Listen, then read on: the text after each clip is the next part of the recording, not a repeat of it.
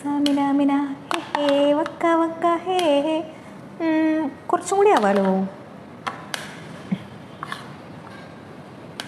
അതിനോ ഇത്രയധികം ചോറാ? ആ അതിനെന്തേ, ഇത്രയ്ക്ക് കഴിച്ചൂടെ? ഇത്രയധികം ചോറ് കഴിച്ചിട്ട് ആരോഗ്യം കളയണ്ടാട്ടാനോ. ചേട്ടനൊന്ന് പോയേ. അതെ, എൻ്റെ അമ്മാമ്മയ്ക്ക് 85 വയസ്സുണ്ട്. ഇപ്പോഴും നല്ല ആരോഗ്യമായിട്ടിരിക്കണേ.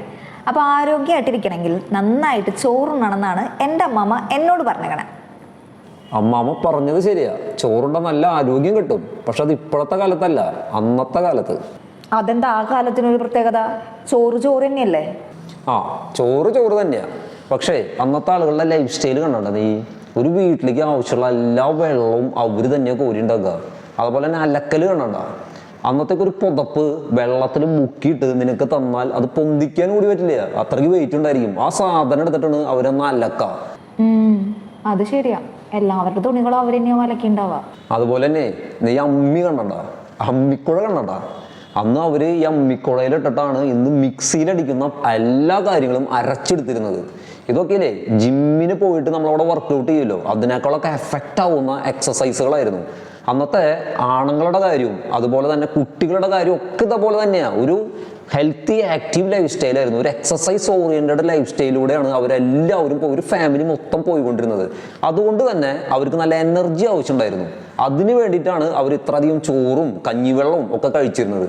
ഇന്ന് അത്ര എനർജിയുടെ ആവശ്യമില്ല, എന്നുവെച്ചാൽ ഇന്ന് അത്ര ഹാർഡ് വർക്ക് ഇല്ല.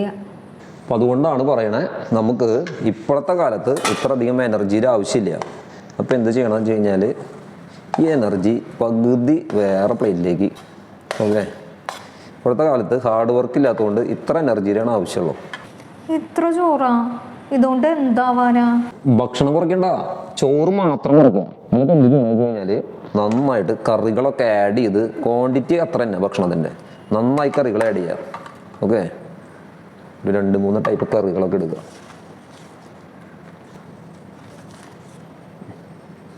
ഒക്കെ എടുത്തിട്ട് നന്നായിട്ട് ഭക്ഷണം കഴിക്കുക. സാമ്പാർ ഇരിക്കുന്നുണ്ട്, ഈ സാമ്പാർ കഴിക്കുമ്പോൾ അത് നന്നായിട്ട് അതിൻ്റെ ലഗേജ് കഷ്ണങ്ങളെന്ന് പറയും, അതൊക്കെ എടുത്തിട്ട് നന്നായിട്ട് കഴിക്കുക കൂട്ടിട്ടോ.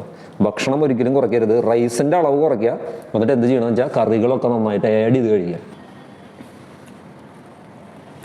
കുറച്ചുകൂടി ചോറെടുത്ത ചേട്ടാ. അപ്പോൾ വെയിറ്റ് ലോസ് ചെയ്യാനായിട്ട് ആഗ്രഹിക്കുന്ന കൂട്ടുകാർ നമ്മുടെ ചാനൽ ഫോളോ ചെയ്യുക, ഡയറ്റ് എന്ന് കമൻറ്റ് ചെയ്യുക, നിങ്ങൾക്ക് ഡയറ്റ് അയച്ചു തരുന്നതായിരിക്കും.